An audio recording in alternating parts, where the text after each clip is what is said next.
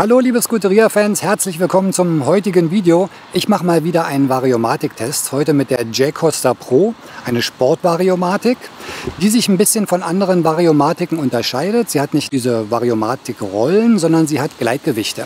Die sind bei der Jaycosta sogar keramikbeschichtet, wie auch die Laufflächen, was dafür sorgt, dass sie sehr haltbar ist, geringe Reibungswiderstände hat. Ich bin jetzt schon mal sehr gespannt, wie sich das Ganze auswirkt. Habe ja vor kurzem gerade die BGM getestet, habe also noch einen direkten Vergleich. Und wir schauen uns jetzt mal an, wie sich die Jaycosta im Verhältnis zur Serienvario oder zur BGM verhält. Viel Spaß dabei!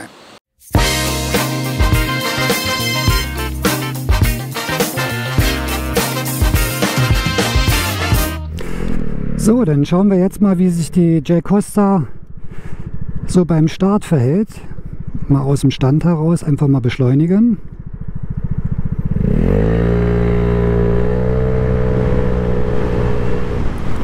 Ja, das ist schon deutlich besser auf jeden Fall als die Serienvario, das merkt man sofort.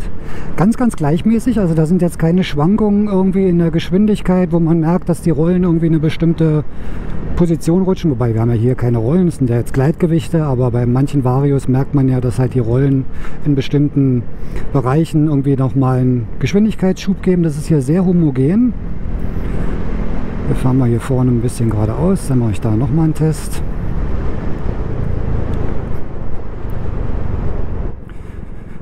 Sinnvoll ist natürlich immer auch mal das ASR auszumachen.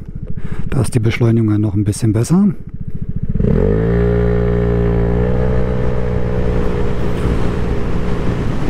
Ja, ihr seht es, also das geht schon sehr fix. Sehr sauberer Anzug. Jetzt versuchen wir mal aus 40 kurz hoch beschleunigen. Ja, also erster subjektiver Eindruck ist, das ist definitiv von der Beschleunigung besser als die Serie. Ich habe, als ich noch die BGM drin hatte, mit dem Micha vom Coffee Racer 69 Team mal eine Probefahrt gemacht, also einen Vergleichstest, wo wir gegeneinander gefahren sind. Er mit seiner umgebauten Vespa GTS 300 HPE mit der Jaycosta und dem Aero-Auspuff, und bei mir war die BGM Pro verbaut, auch mit dem Aero-Auspuff, ansonsten keine Veränderungen.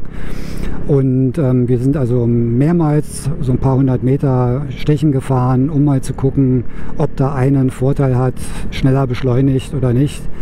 Und man muss sagen, im Endresultat, es waren beide genau gleich. Also da ist kein großer Unterschied gewesen.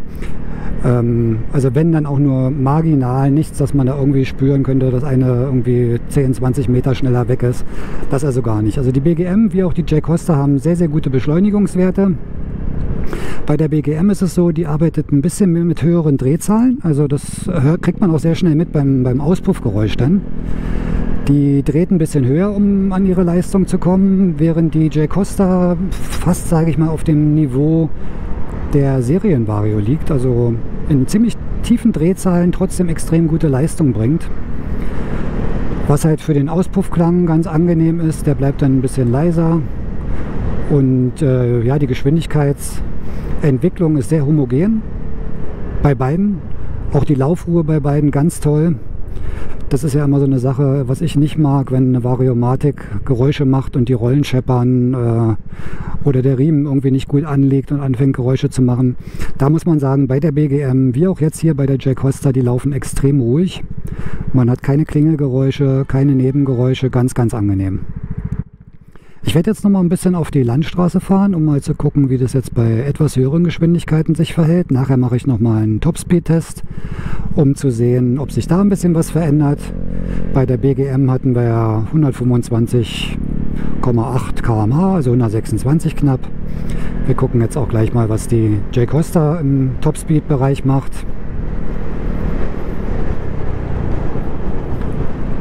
Also in der Beschleunigung ist die Jaycosta im Vergleich zur BGM genau gleich. Da gibt es keine Unterschiede.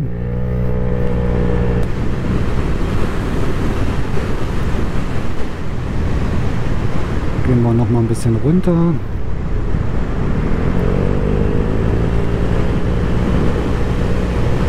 Also es zieht sehr gut, auch jetzt hier so in Richtung 100. Das sind keine Löcher, das ist sehr homogen. Ganz weiches Ansprechverhalten, sehr direkt. Kann man also nichts Negatives berichten.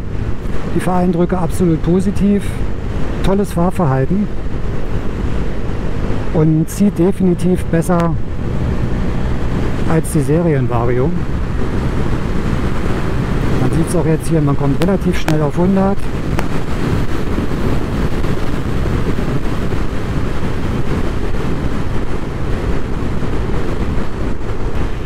Ja, also auch jetzt bei etwas höheren Geschwindigkeiten auf der Landstraße spricht die Jaycosta sehr, sehr gut an. Gas wird gut angenommen, direkt umgesetzt, sehr weiche Beschleunigung.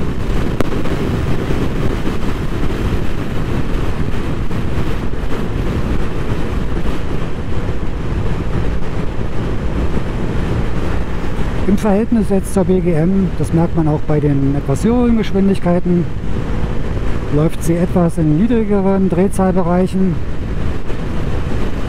Wer jetzt, sagen wir mal, den etwas aggressiveren Klang mag, wenn es dann auch höher dreht, ist mit der BGM sicherlich dann besser beraten. Wer die niedrigeren Drehzahlen bevorzugt, der sollte vielleicht zur Jaycosta greifen. Aber wie gesagt, das sind halt alles auch kleine Unterschiede. Ne? Das heißt, ihr macht aus der Vespa keinen Turbo. Auch die Serienvario fährt sich sehr, sehr gut. Sehr, sehr weich. Die ist gut abgestimmt worden. Aber wer jetzt so ein bisschen ein Quäntchen mehr Beschleunigung haben möchte und gerne ein bisschen sportlicher fährt, der ist mit der Jaycosta gut beraten. Auch mit der BGM, die ich letztes Mal getestet habe. Also beides ganz tolle Variomatiken, gut verarbeitet. Die BGM wird ja gleich im Set geliefert. Mit Lüfterrad und Kevlar-Riemen auch mit gleich dabei. Bei der Jaycosta ist es dann wirklich nur die Variomatik. Lüfterrad bleibt original. Also beides auf jeden Fall lohnenswerte Umbauten. Ich fahre jetzt ein bisschen in den Sonnenuntergang, wunderschönes Wetter heute noch. So, ich fahre jetzt noch mal kurz auf die Autobahn. Wir machen noch mal einen kurzen Topspeed-Test, um zu sehen, wie die Vario sich jetzt im Höchstgeschwindigkeitsbereich verhält.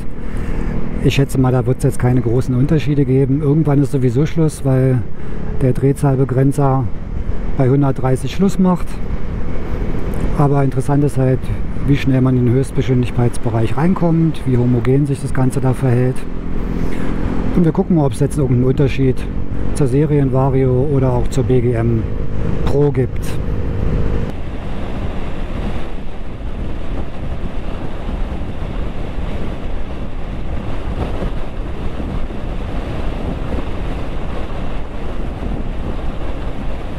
also die 120 laut Tacho erreicht sie relativ leicht.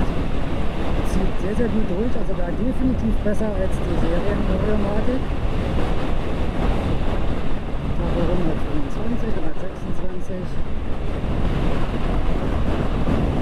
Richter 124, aber wie gesagt, starker Wind heute.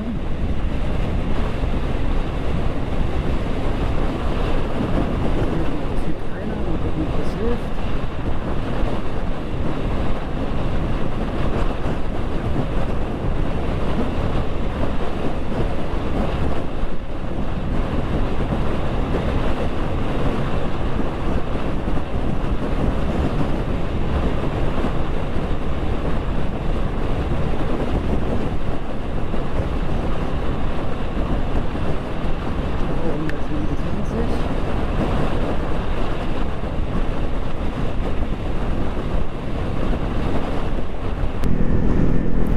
So, wir können jetzt im Display mal gucken, was die gefahrene Höchstgeschwindigkeit war. Hier sieht man es. 129 km/h laut Tacho. Entspricht jetzt bei meiner GTS ca. 127 Topspeed. Guter Wert, liegt also etwas über dem, was die Serie angibt, 118. Knapp 10 km/h mehr. Ich glaube, das reicht aber auch aus. Die Vespa ist ja noch nicht dafür gemacht, im Topspeed auf Autobahnen lange Strecken zu fahren. Das macht aufgrund der Windanfälligkeiten, des leichten Gewichtes und der kleinen Räder auch nicht so viel Spaß. Aber die Beschleunigungswerte sind auf jeden Fall besser geworden. Wie man jetzt hier sieht, ein Auto mit 60 überholen. Zack, bin ich auf 100, das ist gar kein Problem. Also die Beschleunigung ist halt besser geworden mit der Sportvariomatik. Das homogene Beschleunigungsverhalten und die Laufruhe ist geblieben. Ist also nicht ruppig geworden, ist von den Drehzahlen nicht höher geworden. Kann man also als kleine Tuning-Maßnahme, die jetzt nicht so teuer ist, wunderbar machen.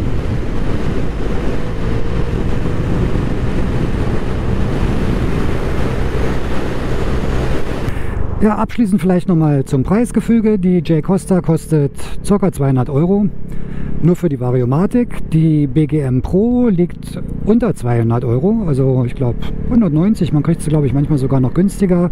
Und das auch im ganzen Set, also da ist gleich ein Kevlar-Riemen mit dabei und da ist das Lüfterrad mit dabei. Also da wird die komplette Vario mit allem drum und dran geliefert. Ein sehr, sehr gutes Produkt. BGM wie auch Jaycosta sehr, sehr gut verarbeitet. Beide laufruhig, was Geräuschentwicklung angeht. BGM läuft ein bisschen höher im Drehzahlbereich. Jaycosta ein bisschen niedriger. Beschleunigungswerte sind absolut gleich, kein Unterschied. Und das in der Praxis gemessen. Im Vergleichstest, im direkten. Also beide eine gute Wahl. Ich hoffe, ich konnte euch mit dem Video heute ein bisschen weiterhelfen und ihr habt ein paar Anregungen bekommen. Ansonsten fahrt weiterhin vorsichtig, genießt das schöne Wetter und wir sehen uns dann beim nächsten Video. Ciao!